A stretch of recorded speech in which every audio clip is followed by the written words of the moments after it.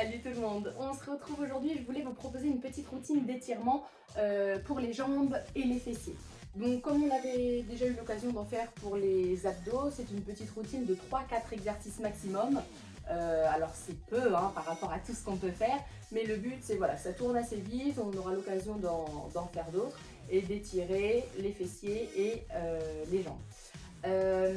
Donc l'objectif ici, c'est de gagner peut-être en souplesse, mais surtout aussi de garder un petit peu de souplesse et de mobilité dans le bas du corps. Alors juste avant de commencer, je perds mes mots, juste avant de commencer, je voulais vous dire que cette petite routine, vous pouvez la faire soit après un entraînement de jambes. Par contre, après un entraînement de jambes, ça va juste nous servir à relâcher un petit peu les muscles. Donc il ne faut pas rester trop longtemps sur chaque étirement. Des petits étirements rapides juste pour relâcher les muscles, quelques secondes, pas plus. Par contre, si on veut rester un petit peu plus longtemps, de type 20 à 30 secondes sur chaque exercice, sur chaque posture, pour gagner un petit peu plus en souplesse, ce qui est très important aussi. Alors c'est possible, mais par contre il vaut mieux le faire en dehors des entraînements de jambes. Ça peut être après une séance haut du corps ou alors à distance d'une séance jambes, on attend plusieurs heures avant de s'étirer. Mais voilà, c'est important parce que sinon on risque, en fait dans des exercices de renforcement, on va venir créer des petits traumatismes sur les muscles, donc des micro-lésions. Et si on étire tout de suite derrière, ça va plutôt aggraver ces micro-lésions et donc aggraver les courbatures plutôt que ce qu'on pourrait penser, plutôt que les réduire. Donc voilà, maintenant qu'on sait tout ça, c'est parti, on est parti pour quelques postures d'étirement pour les jambes, le bas du corps. Première étape, on utilise un tapis ici et on vient s'allonger complètement sur le sol. Les genoux restent fléchis et on va venir croiser une jambe sur l'autre genou. On amène la cheville sur la cuisse.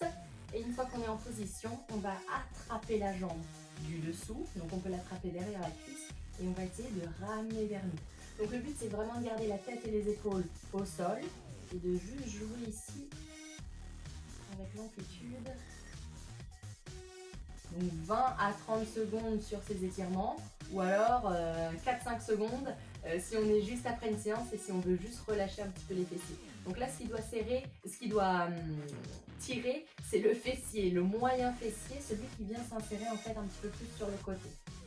Donc d'un côté, on repose, on fait la même chose de l'autre côté, hop là. On plie, on ramène la cheville sur la cuisse et on ramène.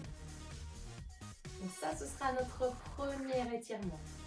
Le deuxième étirement, avant de se redresser complètement, de revenir debout, on va rester face au sol, un genou posé sur le sol et l'autre jambe le plus loin possible devant. On va étirer le psoas à l'avant ici des hanches.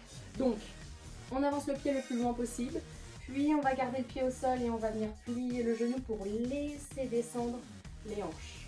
On relâche complètement le poids du corps, on laisse descendre, on redresse un petit peu le dos. Voilà, on va sentir que ça tire ici à l'avant de la hanche. Donc on essaie de ne pas trop se pencher en avant, au contraire, on ouvre pour que ça vienne étirer.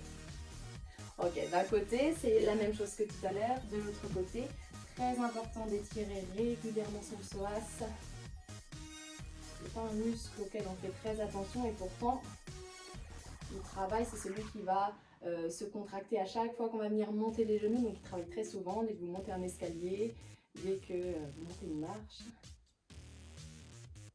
Ok, donc ça c'est notre deuxième étirement. Troisième posture, ça y est, on peut revenir sur les pieds, on peut se redresser complètement et on va venir attraper la pointe de pied pour étirer les quadriceps, donc à l'avant de la cuisse. On rapproche les genoux, on se redresse.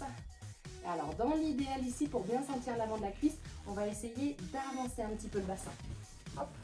Donc ici, le bassin il est neutre, il est droit et on va essayer d'avancer, de faire une rétroversion du bassin. Puis on fait la même chose de l'autre côté. Donc bassin droit ici, classique, et rétroversion c'est quand on va venir avancer les hanches. Hop. Pas évident ça, pas évident. On attrape la pointe de pied et on fait la même chose de l'autre côté. L'équilibre. C'est bon, tout va bien. On ramène, donc on essaye de coller les genoux, de ne pas aller chercher trop loin derrière. Le but c'est vraiment de garder le dos droit parce que si on va chercher en avant de toute façon, il n'y aura pas plus d'étirement sur le quadriceps. Et d'ajouter cette petite rétroversion du bassin. Et là, normalement, quand on maîtrise ça, on sent la différence sur le quadriceps. Ok, ça c'est notre troisième étirement. Et on termine par une dernière phase pour venir étirer tout l'arrière ici, la partie postérieure. Donc, on reste tout droit, bien droit debout et on va venir fléchir un petit peu les genoux. On avance un pied devant, on plante le talon dans le sol et on va venir pousser les fesses en arrière, voilà.